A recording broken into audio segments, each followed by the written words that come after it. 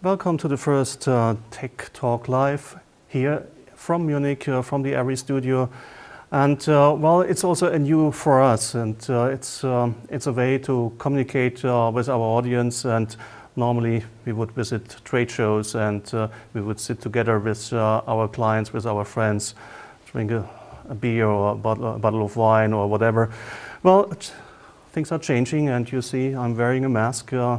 And we are Germans, we are following the rules, and I've heard if I take off the mask, a SWAT team will enter the studio and will kill me. So let's see when I'm doing this experiment. Okay, nothing happens. That means we can continue. So our topic for today is lenses, signature primes, and I'm the product manager for lenses. I'm Thorsten Maywald, responsible for our portfolio. And in the next 20 to 30 minutes, I will give you some insights, maybe also some secrets about our lenses. And after that, I can answer also your questions. You can also raise your questions now. We will collect them and we can answer them later on. And signature primes were lenses introduced in 2018 together with our large format camera. And it was something very special for us. And it was not only a lens or a camera, it was a system with a new format. And in the meanwhile, we have 16 different lenses. That's quite a lot. And for ARRI, and as a message to the market, it's also a statement. It's a statement we believe in large format. And this is quite important to understand. Well, let's go through the lenses, and starting with the first slide. 16 different lenses in focal length from 12 to 280 millimeter. Most of them, they are T1.8 from 12 millimeter up to 150 millimeter. The tele lenses, they are 2.5 or 2.8. It's not only a lens series for one format, it's a lens series for Super 35 and large format, so it's a multi-format lens series. And it's a modern lens and very consistent in look. If you design a new lens, and this was a decision we took some years ago, as we have started with the design, it was more than 5 years ago. You need to decide, are you going rather to a vintage or classical lens design? And vintage lenses are much in trend nowadays. Or are you going to a modern lens design? We have decided for a modern lens design because we want to look into the future for the next 10, 15 or even 20 years. And we know with modern sensors, with higher dynamic range and more resolution, we need also a lens series which have the resolving power for that. And we are talking about 4K, 6K, some are also talking about 8K resolution. It will come in the future, and we are not here to talk about if it makes sense or not, but it will be there sometimes. And on the other side, we are not technicians, and we are looking for aesthetics in a lens, aesthetics in the image. So you have two different sides of the medal. One is the pure technical side, which is more the resolution and correction of optical defects. And the other side, this is the creative part. And we wanted to bring the two parts together in the signature prime. And I think it's especially important when you take into consideration if you're shooting in UHD, HDR. HDR is very critical, and this is a quality level what you can see. Resolution, it depends if you see it or not. And when you create in HDR, very often you see artifacts much more when you compare it with standard dynamic range. So it's also important to find the right balance in that regards. And if you have reached that, and I think we did quite good in our lens series, then you have a perfect balance of all optical aberrations, of all aesthetic aspects, and then you can say this is a lens series which gives you an immersive feeling. So you are part of the story, and this is exactly what we want to reach with our technical equipment. And well, of course you can tell a lot, and as we have told this story in 2018, there were some doubts, can you really do that? But in the meanwhile, what we have seen, a lot of people are using our lenses. And when you are looking at our webpage, ARRI.com, you see also a lot of credits, and some of them are very famous, like 1917, Altered Carbon, or Emma. Just recently, there was also Invisible Man. And so you can see also some of our friends and clients, they have decided for the signature primes because of this unique quality, because of this unique look. On YouTube, on our YouTube channel, there is a signature prime show reel. It says from 2019. This is the actual show reel, but I've heard just an hour ago we are preparing a 2020 show reel. So I'm very excited to see this show reel very soon. And also on our YouTube channel, you find a lot more content, not only from us, also from others, and so demo reels from Dan Lawson and some other DPs worldwide. I mentioned 16 different primes, from 12 to 280, and in the next series of pictures, I want to give you an impression how that looks. What we have done, it was by the way, in New Zealand, in a brewery. We have a person, and we filmed this person with 16 different focal lengths, all the signature primes. The size of the person never changes, but we have changed the distance of the camera so that you can get an impression how the signature prime in different focal lengths can handle perspective. And when we start with the 12mm, which is our most extreme lens, you see a very deep perspective and an excellent separation between the background and the main object in the image. So it gives you a lot of dynamic in the image, but what is also very obvious, it's a 12mm, and normally there should be everything in focus, not only the main object, also the background. But since it's a T1.8 and we are shooting large format, there's a very good separation between the foreground and the background. So you can play with the focus, which is not so easy if you're shooting Super 35, for example, with an 8R lens, which has the same viewing angle. When we are continuing with the next lens, 15, then the 18, we are getting 21, 25, the 29, then we are coming to a lens which is like a standard 35mm. And the 40, by the way, the 40 was the favorite lens of Roger Deakins. He used for most of the scenes in 1917, so it was his standard lens. Then the 47 and the 58, these three lenses, 40, 47 and 58, this is considered as our standard lenses in the large format. Then we are going to a short portrait teller, a very classical focal length, 75. This is also the classical portrait teller for the Leica M, so a focal length with a lot of history. And we are going starting into the teller range with 95, 125, 150,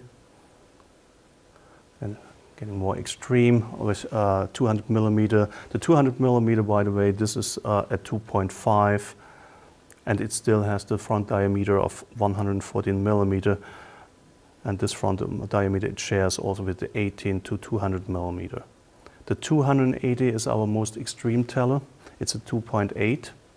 I think it's a very beautiful lens, and not only for infinity shots, it's especially very useful for portraits with an excellent separation between the background and the main subject.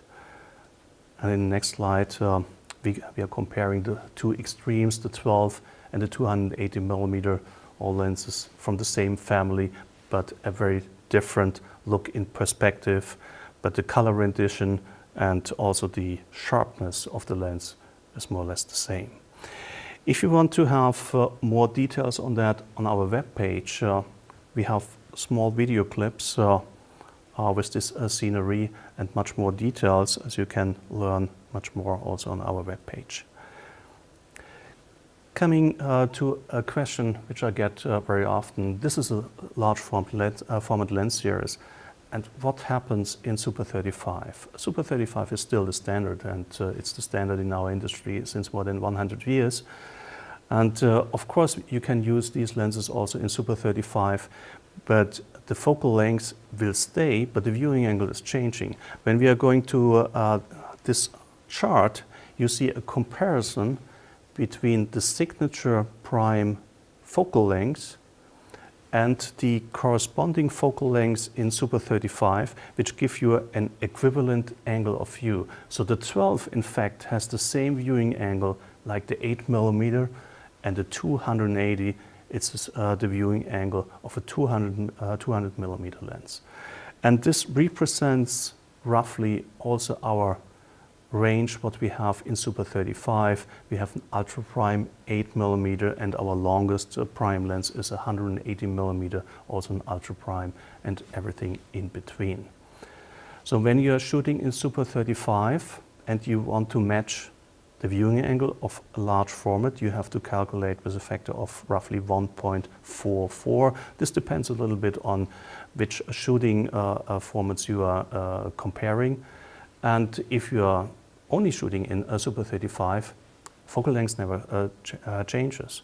So a 12 is a 12 and a 200 is a 200. This is important to understand. If you want to know more about the technical details of our lenses, on our webpage you find charts about the technical details like magnification ratio and so on. We have also the instruction manual for the signature primes to download with drawings of the signature primes, and also with an instruction how to clean our lenses, maybe important in those days. So please visit our website for more information. And now coming from the technical part to more to the aesthetic parts. Well, we made lenses for shooting people, shooting faces, and that means faces need to look good. That sounds very simple, but it's not simple. When you go to an optical designer and ask him, just make me a lens and faces need to look good, you will get the answer, I don't know what to do. But what we know when we are analyzing images, it's very important to have what we call open shadows. And when we compare these images here, on the right-hand side we have the signature primes, and we compare it with 3 different lenses which you find in the market, you will see that the shadows on the signature primes are much open. You see more details, and you have full rendition of the details of the face. But on the other side, the face, it doesn't seem to be harsh or hard. It's very aesthetic. And what is also very obvious, it seems a little bit brighter than the rest of the image. The reason is we are shooting in close distance, and signature primes, in contrast to many other lenses, they don't show focus ramping. So the aperture stays constant from infinity to the very close focus to the minimum object distance. This is not normal, and you see the differences. This is important also in daily use. Coming to the next aspect of the style of the signature primes, this is the chromatic aberration. What is chromatic aberration? This is color which should be not there. It's an artificial color. And an artificial color could be distracting. And I can show you how that looks. This is a high contrast image of an old projector. On the right-hand side, the image with the signature primes. And on the left-hand side, we have an ultra prime 50mm. It's a lens which is about 20 years old, a very good lens. 20 years ago, it was state of the art. But when we compare it in the detail, you see a purple magenta color fringing on the ultra primes, and you see that also with many other lenses from this time period. The reason for that is for color correction, a lot of glass types, what we have nowadays to correct for chromatic aberration, They were not available those days. Now we can work with modern glass types, and this is also the reason why we call our signature primes modern lenses. But what is also important as well is the autofocus image, what we call bokeh. Bokeh is a word which is facing a lot of misinterpretation. Very often we are saying bokeh is the autofocus highlight. This is only part of the story. Bokeh is the entire autofocus image. It's the style of the entire autofocus image. And it could be in the background, it could be also in the foreground. So it's both. However, what is very obvious, and coming back to the autofocus highlights, it's the style of the autofocus highlights. And there are three different styles. One we call overcorrected. This comes from spherical aberration. And overcorrected looks like a donut. You have a bright ring and the center area is darker. Then we have exactly the opposite, which is called undercorrected. So we have a bright dot in the center and the corner area is darker. And of course, then we have a perfect corrected autofocus highlight. It's neither one, so it's a uniform illumination from the center to the corner of the autofocus highlights. And this is exactly what we have done with the signature primes. Because the other two versions, they are coming always together, and this has also a negative effect. If you have undercorrected, what a lot of people like, in the background, you have the same time overcorrected in the front, in the foreground, and the other way around. So you need to make a choice in lens design. If you're saying, I like the undercorrected, you have automatically also the overcorrected. But if you make your choice in the other way and you're saying, we make it corrected, very neutral, then it's consistent on both sides of the focus plane. And when it's consistent on both sides, it makes your image, your autofocus image, much softer. And this is something you can see. We have here a comparison again between ultra prime and signature prime. It's the same t-stop. It's from the autofocus area. And on the ultra prime, you see bright rings. So it's overcorrected. And that means your background is more distracting. And it's not so soft and not so neutral. And you might say, okay, that's open aperture, and what's the effect when I stop down? Also, when I stop down to a t-stop of 4, it's the same. And you see also still the difference. It's a more distracting background what we have with the older vintage lens compared to the signature prime, which is much more soft.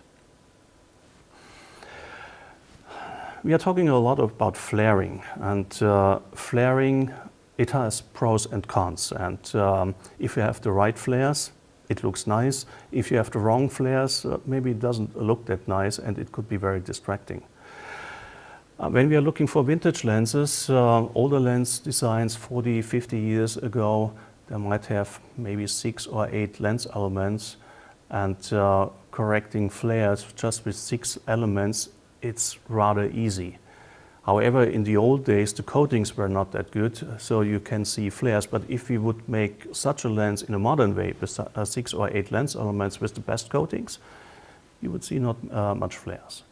However, if you have a lens like signature primes or other modern lenses, you need a lot of lens elements for correction of chromatic aberration, distortion, breathing, and all these optical defects. So you can easily end with 17, 20, or in the case of the 12mm lens, even with 26 lens elements. And every lens surface is responsible for some flaring. So if you don't control the flaring, you have too much flares. So you need to work with very modern and very good coatings. And I would like to show you the differences. We have here an image of the 18mm. 18mm is a wide-angle lens, and when you shoot wide-angle outside, automatically you have a lot of light sources in the image. So it's we are facing towards the sun, and at open aperture at T1.8, you see a very atmospheric, aesthetic image, but you don't have much spill of the light to the shadows. So you have also shadow rendering, and you see a lot of contrast in this image, but not contrast which is distracting. When we stop down to a t-stop of 11, you have a perfect sunbeam with 22 rays. Why 22? And we have 11 aperture plates, and if you have an odd number of aperture plate, the number of rays of the sunbeam is doubling. And that's the reason we have chosen 11 instead of 12, and with 12 we would only have 12. By the way, with the Master Prime we have also 11 aperture plates. Here another example. This is an image which is very, very bright, facing directly into the sun, and you still see shadow details on the back of this lady. And so it comes together two technical aspects. One is the lens itself, and the other, of course, is also our camera. The Alexa still has some of the highest dynamic range in the industry, so two things are coming together. So the next aspect of style is distortion. And distortion is also a matter of choice, if you like it or not. Maybe if it's too much, you are limiting your choices. And normally we have two different styles of distortion. One is barrel type, it's that way, and the other we call pincushion, it's that way. Barrel type in general comes with wide angle lenses, and pincushion type, it comes with telelenses. It could be distracting, especially if you have a lot of VFX work. And if you need distortion, maybe it's quite simple to add it in post, but if you want to get rid of distortion, it's much more complicated and it costs much more money. When I give you an example of that, and in the next image, it's a scenery in New York. I was there with my colleague Art Adams, and he was moving closer and closer to this bench here. And then I stopped him, and before he is running the front element into that slat, and he was just 1 inch away. So distortion increases normally at close focus, and it's less at infinity. But also with this image here, you see almost no distortion. And when we are going to a typical architecture shot, the camera was facing downwards. You see the perspective with the 15mm, but you don't see distortion. So we can say with the signature primes, with all of the lenses, the level of distortion is less than 1%, which is very good corrected. And going the other way to the tele end, to the 280mm, if you see distortion here, normally it's a pincushion, but also here you don't see any pincushion distortion. The next aspect of style is breathing, and breathing was very common with older lenses, up to the high-speed lenses. With the Master Prime, it was the first lens series where we have consequently corrected for distortion.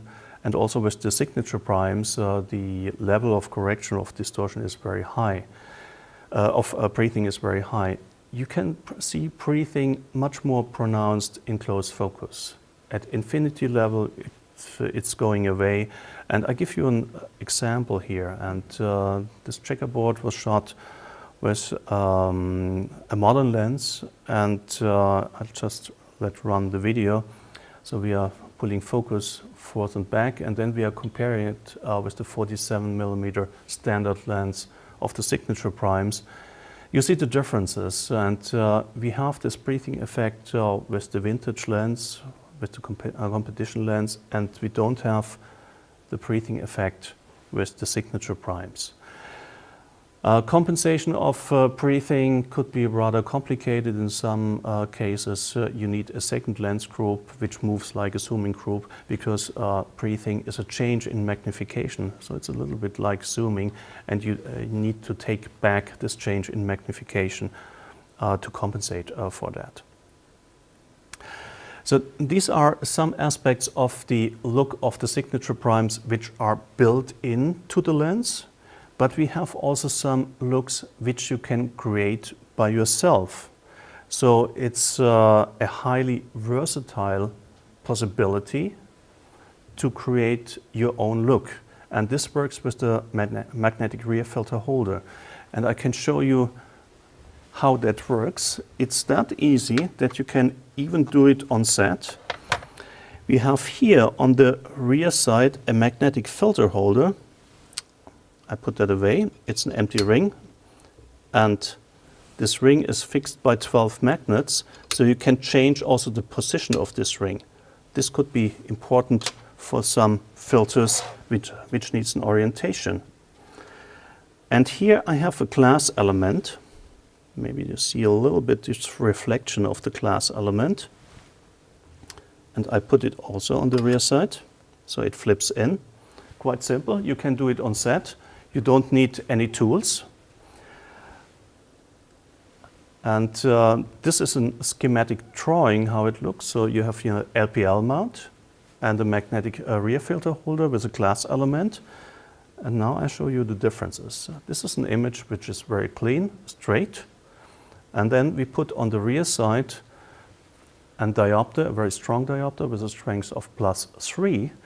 And it creates an image which is sharp in the center, but it has a fall off to the corner. So it acts like a vintage lens. Very old lenses, they have the same effect. At open aperture, they are sharp in the center, they have a deterioration towards the corner. And when you stop down the lens, you bring up the corner quality. And it's exactly the same what you can do here. So you start with one look, but you can create multiple looks, either with glass elements for simulating vintage lenses. You can also use fabrics, for example, the classical net filter, or any other kind of fabric. And you can create your own individual look. And you can do also a streak filter. In a streak filter, we have fishing line or wire or titanium or steel wire that could be colored or white for different colors of streak.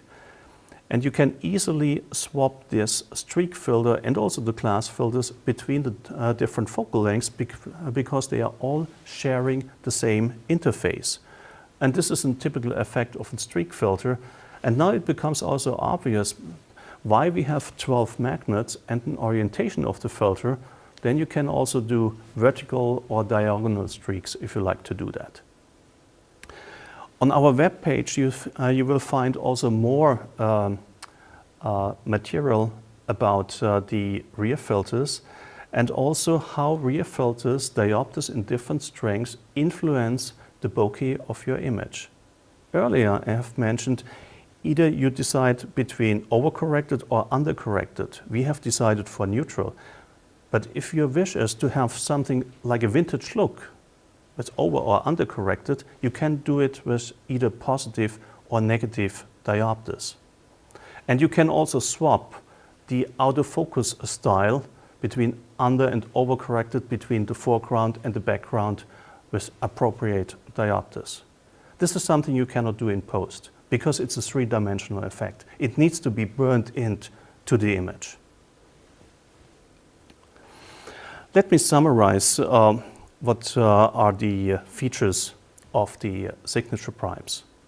First of all, these are modern lenses. They have some aspects of the past, what I have explained with the diopters, so we can create something from the past. But they are high-resolution modern lenses, very well corrected. And the design goal is the immersion in every format. That means you are part of the story. And this is what people like with the signature primes. Resolution, well, it's our job to give you a lens which is future-proof, and this is something what you expect from us. However, I think very important is the native look and the way how you can manipulate the different looks. When you're going to our webpage, to ARRI.com, we have a signature prime section where you can find a lot of information about our lenses. And we have also news and updates. Just recently we have integrated also Invisible Man. It's an interview and also behind the scenes which is very interesting, and we are also posting our newest show reels and demo reels on this site. And of course, you can also see the most recent videos from Instagram, Facebook, and also LinkedIn. And not only our own statements, also statements from others, which is very important. And the ARRI YouTube site can give you a playlist. You can choose the playlist and you can get all the news from Signature Primes. So stay tuned and go to our webpage and please give us your feedback also in social media. And now we are at the end of the first session, and I think we can continue with the question. I get a sign that we have a lot of questions, hopefully not too difficult to answer. Well, the first question is about ARRI anamorphic lenses for large format. So the first question is about ARRI anamorphic lenses for large format. Well, there are different choices. It depends what is your recording format. If you are shooting in a square, then you can use all master anamorphic lenses, including the anamorphic ultra-wide zoom.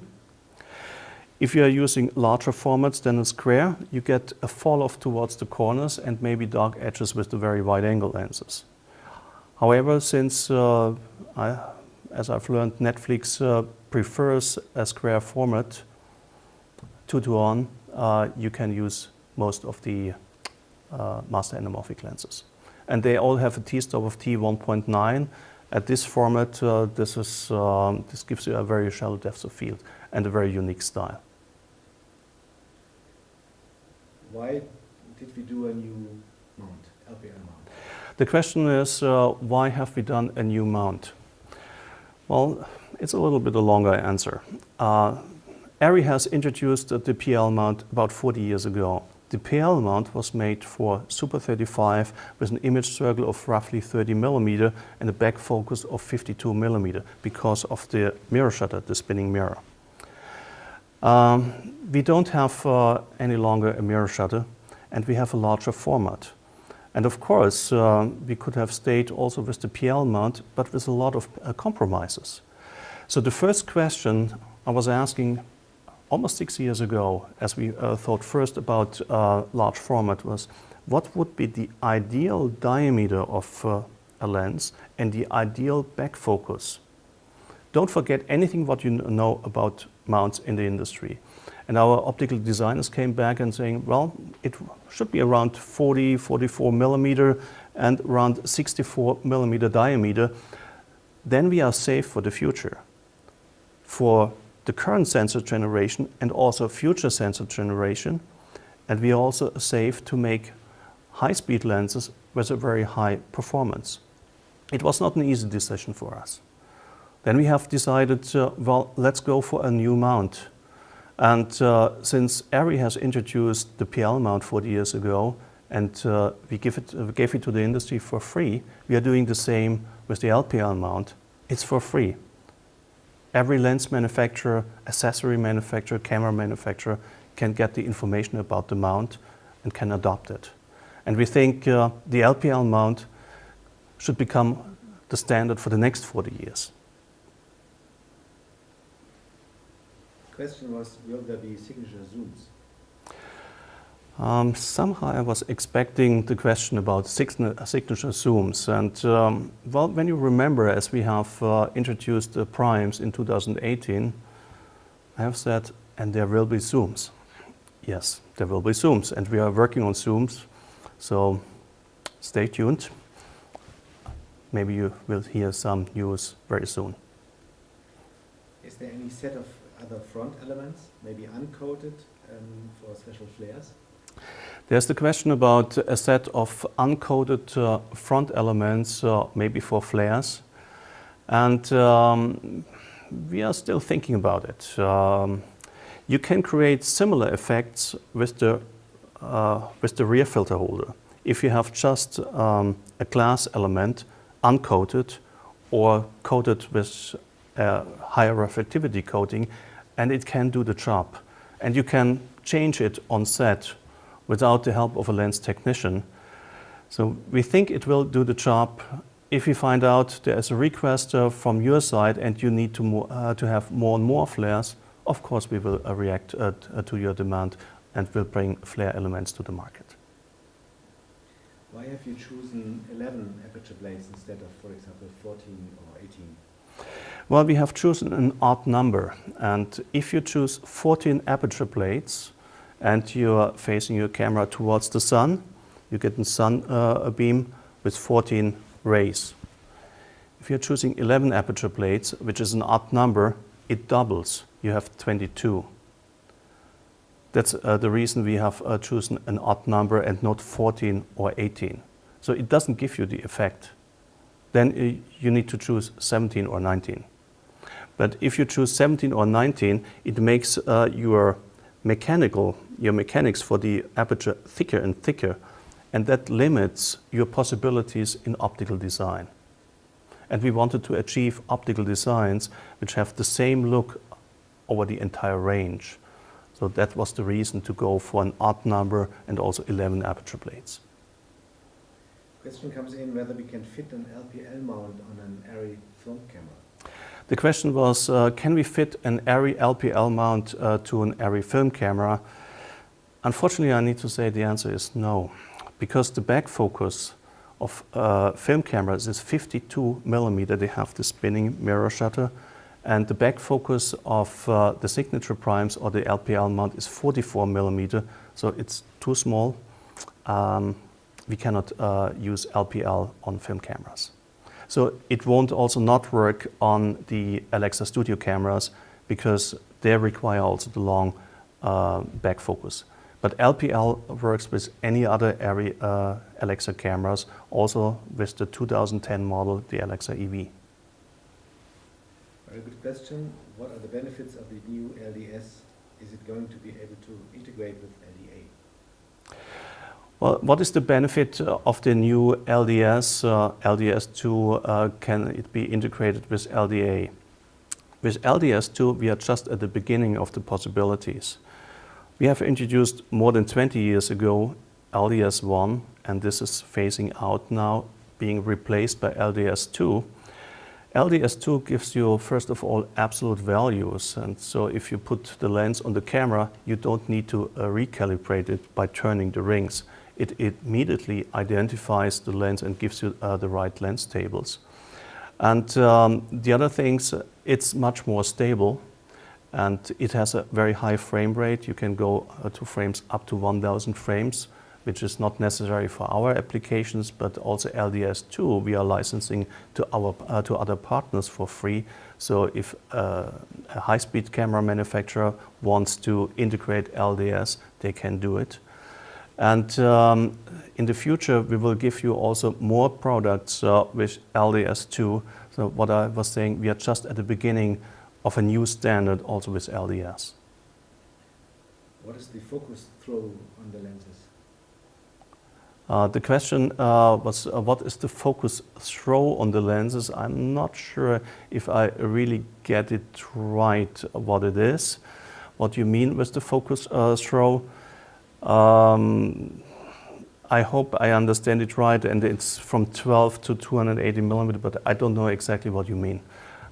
Maybe we can communicate by email on the details. I would like to answer this question.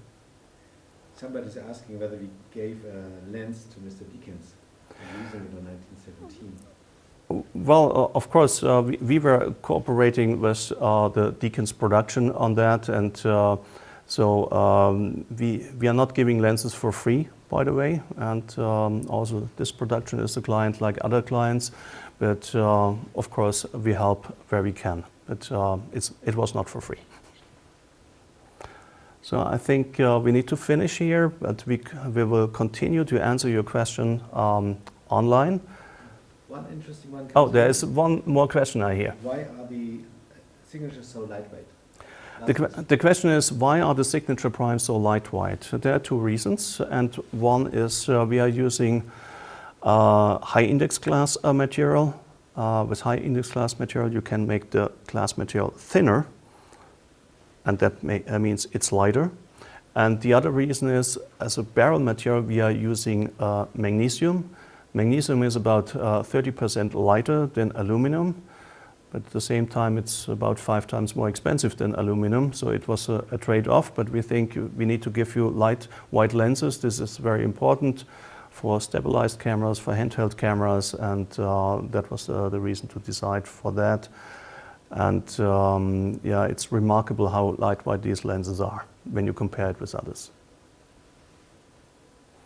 So I think we are coming to the end. So thank you very much to the audience for your attention. And this was the first time that we have done an ARRI Tech Talk live.